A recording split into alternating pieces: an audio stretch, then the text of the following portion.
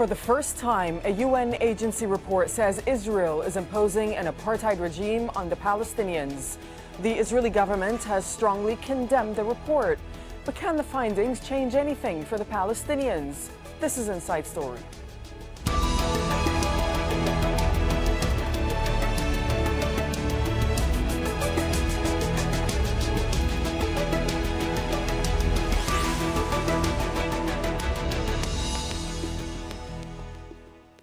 Hello and welcome to the program. I'm Dareen Abughaida.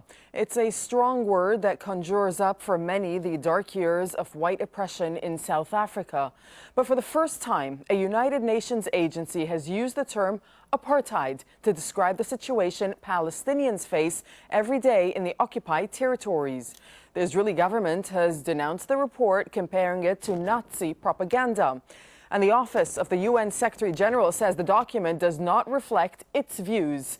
So we have a lot to discuss with our guests. But first, let's get some more details on the report, which was put together by the UN Economic and Social Commission for Western Asia. It says Israel is violating 3 international laws that list apartheid as a crime against humanity. The authors call Israel an apartheid regime, saying it operates a system of divide and rule. The report concludes that Israel systematically institutionalizes racial oppression and domination of the Palestinian people as a whole. The importance of this report is not only because it is the first of its kind, that is published by one of the UN's bodies that clearly and frankly concludes that Israel is a racist state, that has established an apartheid system that persecutes the Palestinian people, but also it sheds light on the essence of the Palestinian cause and the conditions needed for accomplishing peace. Well, a UN spokesman has distanced the report from the official views of the Secretary General, Antonio Guterres. We just saw the report today, which, was, you say, was published by ESCWA. It was done so without any prior consultations with the Secretariat. And the report as it stands does not reflect the views of the Secretary General. I would add that there is that the report, on the publication itself, it says that the report and its findings and conclusions are those of the authors and do not necessarily reflect the views of the UN. Well, it's not clear if this report will have any significance for the millions of struggling Palestinians, but many believe it could push their cause back on the international agenda. Imran Khan reports now on what life is like in the occupied West Bank. With every pile of rock and dust moved by this bulldozer, Israel cements its position in the occupied West Bank. This under-construction road divides the Palestinian village of Nebi Ilyas in half. For the people who live here, it's a nightmare. They say it's almost destroyed the local farming community. I have lost all my land. I have nothing left. And it's not just me. Everyone here has lost something.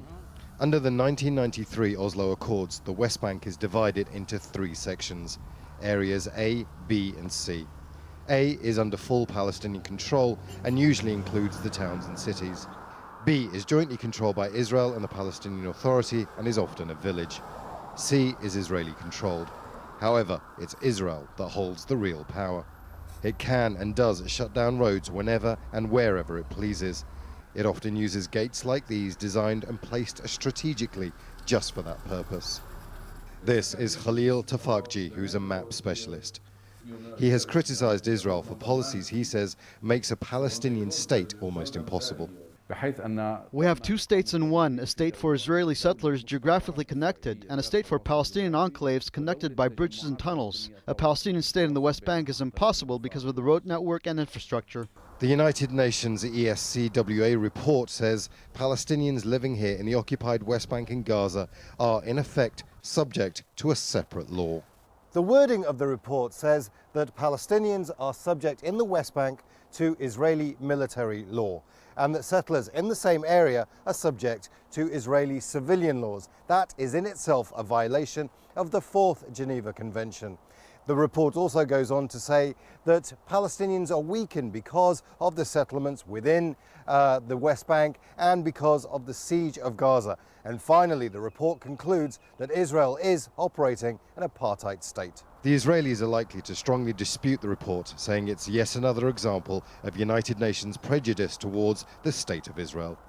Imran Khan, Al Jazeera, Kalkilia in the occupied West Bank. Well, before we get to our guests, just wanted to let you know that we did reach out to the Israeli government to take part in this program, but unfortunately, it has declined to do so. So now we'll bring in our guests. Joining us on Skype from Carbondale, Illinois, is Virginia Tilley. She's a co-author of the UN report and a political science professor at the Southern Illinois University. We'll also have with us Dr. Mustafa Barghouti. He's the Secretary General of the Palestinian National Initiative. He's also a former Palestinian information minister. He's joining us from Nablus, that's in the occupied West Bank, via Skype.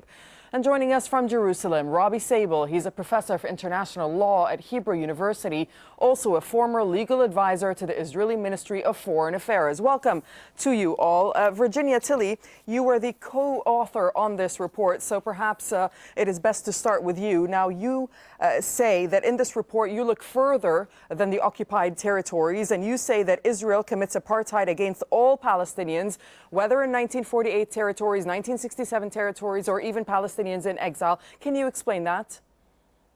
Yes, it's been an ongoing debate whether the question of apartheid can be analyzed by simply taking one of those segments. To say that Israel's policies toward Palestinian citizens of Israel is the proper approach, or Palestinians in the occupied territories would be the proper group to look at. But this was becoming inadequate. We needed to understand, or the member states of the ESCWA had requested an analysis that would allow them to understand what the overall overarching policy was. If there was one regime that was bringing all of these policies together into a coherent whole. And that was the charge that we had for the report, and it's the project that was undertaken.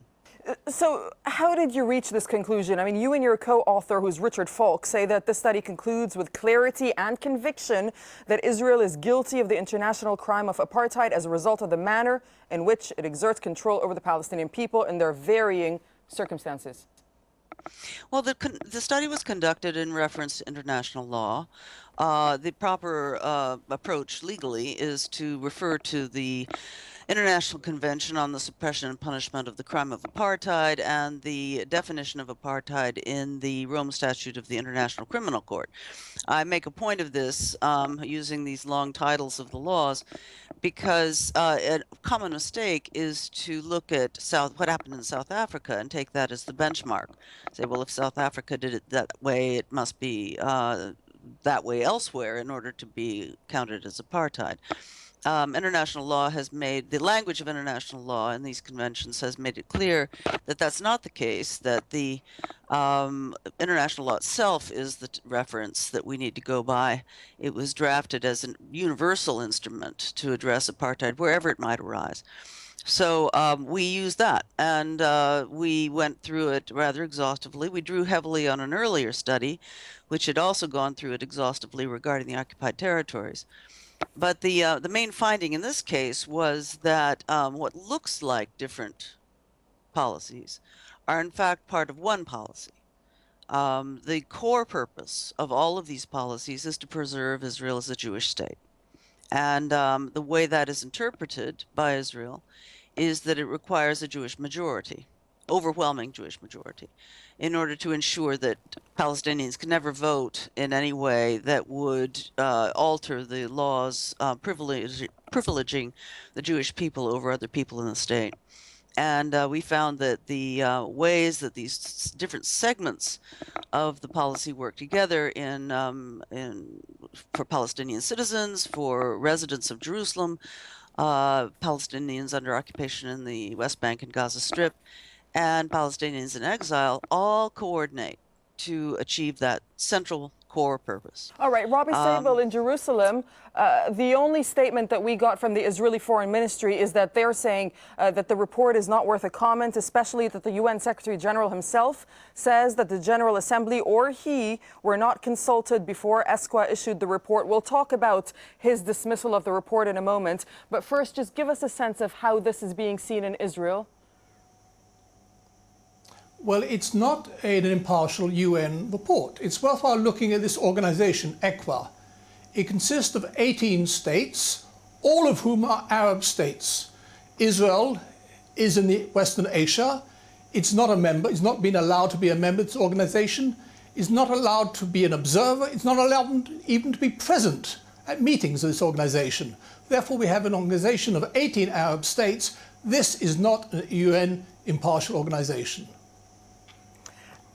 However, this is a UN body, Robbie Sabel, so this must carry a weight and it must concern Israel somewhat. It's an organization of 18 Arab states. Only Arab states are members of it. And as I said, Israel is not a member of it. This is not an impartial body. It's associated with the UN, but it's an Arab organization associated with the UN, and I think it should be treated as such. Mustafa Barghouti, what do you make of the dismissal of Robbie Sabel of this report? How much weight do you think that it carries, that this is the first time that many people are saying a UN body accuses Israel of apartheid? Well, I think this is a very important report. It's an objective report. It's scientifically analyzing the situation. It's not a political document as much as it is an examination of the real situation on the ground. And they have rightly reached to the point of saying this is not just a military occupation that has been there for more than 50 years. It is already a system of apartheid, discriminating against Palestinians, whether those who were displaced from their land in 1948 or those who fell under Israeli occupation the last 50 years, or the Palestinians who live inside Israel and are treated in a discriminate manner, even when they are carrying Israeli citizenship. I think these complaints about the fact that Israel is not a member of that organization doesn't matter, because already 134 countries in the United Nations recognized the state of Palestine against the will of Israel. Every previous report was always rejected by Israel, including Goldstone report, remind you, including the ICJ resolution, the International Court of Justice, which is the highest court in the world, which said that the building of the wall is illegal, that the system of settlements is illegal, and that the annexation of Jerusalem is illegal. What we are talking about here is international law, which says that Israel is practicing practically a system of apartheid. Israel wants to be above international law. Each time we bring to the attention of the world the issue of occupation, they start talking about other issues. They want to avoid the truth and reality about what's going on. And I hope that the Secretary General of the United Nations will not subject himself to the Israeli terror that is practiced against many people, trying to force them to change their minds. Well, the Secretary General himself did distance himself from the report, Mustafa Barghouti, saying that it doesn't reflect the views of himself, nor was it done with consultations with the UN Secretariat. So why, in your opinion, is he distancing himself? Well, in my opinion, Israel practices psychological terror against many leaders of the world, including the United Nations Secretary General in this case. And I don't know how he allows himself to distance himself from a report that is coming from a UN agency. First of all, these agencies do not have to consult with him before issuing the report. This is a scientific piece. This is a piece that has analyzed the situation and came up with specific conclusion. And I think one of the authors was himself the rapporteur for the Human Rights Council in the United Nations, which also is opposed by Israel constantly. This report shows that the world community, the international law, is on one side, and Israel and its practices is on the other side. That is the reality, and that's why Israel should be subjected to boycott, divestment, and sanctions like the system of South African apartheid system was. This seems to be the only way to force Israel to respect international law. Virginia, Tilley, what are you hoping to achieve with this report now that it's been put out? What can it change practically on the ground? Well, in the recommendations that came with the report that was put forward, there were two general categories of things we hoped would follow. One is that the findings of the report be presented for consideration by the International Criminal Court and the International Court of Justice, as Mr. Barghouti just mentioned, regarding the Wall case, to get an advisory opinion from this authoritative body. Unfortunately, because this is an ongoing situation of acute human rights violations, we also felt that that was inadequate on its own, that there needed to be some actions by member states to oppose this, to undertake, upon reviewing the report and weighing its merits, the obligations that are spelled out in international law regarding the ending this regime. It's a regime from which human beings are presently But how likely suffering. is that, given that from past history we've seen that states and official bodies are not likely to take the lead? Oh, well, you know, these things do take time sometimes, and it can be quite frustrating for people who want a quick answer. Looking at the South Africa case, we might remember that it took decades to defeat apartheid there. I hope it will not take decades. In this case, I don't think we can afford it, partly because the spillover effects of this regime in the region are very grim. It's contributing to, no, of course, it's not the sole cause, but it's certainly contributing significantly to the unrest in the region and tensions in the region. And we don't have 30 years to play with. But just on your point about the United Nations, I wasn't surprised the Secretary General said what he said, because people do tend to say the United Nations said that, conflating all these different bodies. And his point was, it's not me. I didn't have anything to do with it. I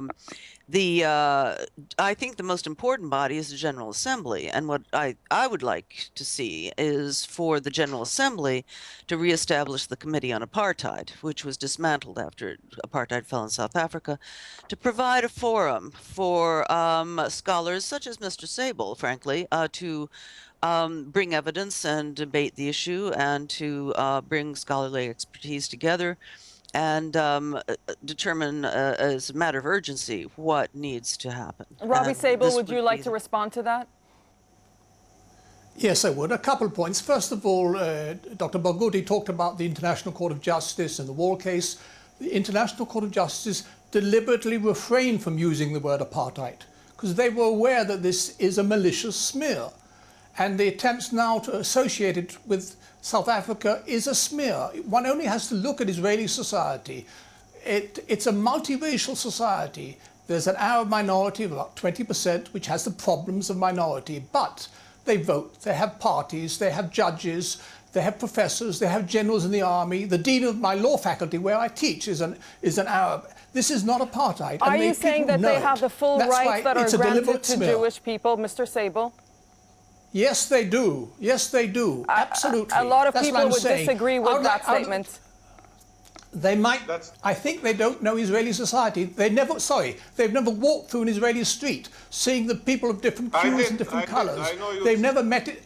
Just a moment. Just a moment. I did not interrupt you. I did not interrupt you. Just a moment, please. Mr. Sabel, go ahead, and I'll come over to you, Mr. Barghouti, in just a moment. Thank you. They did not see Arab judges, Arab Supreme Court judges sitting. They haven't seen Arab cabinet ministers, all of them sit in Israel. I hope we can see a day when we would see Jewish cabinet ministers in an Arab state, perhaps in a Palestinian state. But in Israel, we do see it in all branches of life. This is not apartheid. They know it's not apartheid. It's a malicious smear. Now, you can criticize Israel, and I, among others, also criticize Israel, but trying to smear it with the taint of apartheid, frankly, is false, and that's why it will have no effect. If you want to have real effect, you have real criticism and not try and smear it with apartheid. It ain't apartheid. Mustafa Barghouti. Thank you. Well, first of all, let me tell you, I know Israel very well. I am subjected to the oppression of Israel already for 50 years. But let me explain. First of all, ex-president of the United States, Jimmy Carter, used the word apartheid. I don't think he's a man that can be described as unknowledgeable or as an enemy of Israel. Many world leaders are saying now this is a system of apartheid, including Ronnie Kasrils, who's a Jewish white minister, was Jewish white minister in the government of South Africa, who visited us. And when I said this is a system similar to the apartheid system in South Africa, he said, no, this is much worse than what we had in South Africa. Let me remind you that when Israel was established in 1948, the Arabs owned, the Palestinians owned 82% of the land of Israel. Today they own less than 3.5%. Who took away their land? It's the state of Israel, the government of Israel. What made Nazareth and so many other Arab communities lose the land around them? Who is now destroying Palestinian villages in the Negev and Bedouin villages there? It is the Israeli government. Tell me, how do you describe a situation when a Palestinian in the West Bank is allowed to use no more than 50 cubic meters of water per year, while an illegal Israeli settler can use up to 2,400? Isn't that apartheid? How do you call a situation when we, the Palestinians who are living in the West Bank, are prohibited from using main roads that are segregated roads, that are exclusive to Israeli people? Isn't that apartheid? I believe those are a lot of the things that are outlined in the report, Mustafa Barghouti. But crossing over to Virginia Tilley for just a moment, because I see you wanted to interject when Robbie Sabel was speaking. So please tell us what you wanted to say. And also, let me just put this to you, because you say one of the report's key aims is to encourage practical measures in accordance with international law to exert pressure on Israel to dismantle its apartheid regime. But Israel denies that it's an apartheid regime, and you hear what Mr. Robbie Sabel has to say. So when you have that denial from the Israeli government, how difficult is it then to go forward with this process of dismantling, as you call it? Well, let me try to take those in order. The reason that I was hoping to have a moment in the middle of the exchange was this is, it's not a scholarly thing to say there is this practice or that practice, this is not apartheid, that is not apartheid, because it doesn't look like apartheid. You know, if we are not, the report is not based on that kind of thing. The report is based on international law. And unfortunately, the good Professor Sabel, who I believe could make a serious contribution to some good scholarship on this, is doing the same thing that we felt obliged in the report to take on at an early stage. I hope you will read that section. And that is to say, there are many definitions of apartheid out there that are drawing from all over the place. The idea of voting, okay, let's take that as a prominent one. If you can vote but not against your own oppression, then the voting becomes meaningless in that regard. And that's the case in Israel. The international law says that it is apartheid if there is a purpose of domination built into the practices and policies that we see. And in this case, that's what we found. And it obviously does no good whatever to do ad hominem attacks and say this is a vicious smear because look, you know, we have a Arab judge who sits on the bench over here. You know, it's not a scholarly thing to say. It's not a legal analysis. It's a you know, seat of the pants kind of tokenism to talk about stuff like that. It's not entirely irrelevant, but when you look at the larger picture, it becomes irrelevant. Now, okay, let's put this to Robbie Sabel, because we just have about 30 seconds left. How does international law, will it be implemented in this case? Robbie Sabel. I would like to go back to a major issue of international law, the right of self-determination. The Palestinians in the West Bank have a right of self-determination. We recognize it. I hope that they will recognize that we in Israel, the Jewish people, have a right of self-determination, and we're still waiting to get that recognition. That is the core of the issue. Thank you.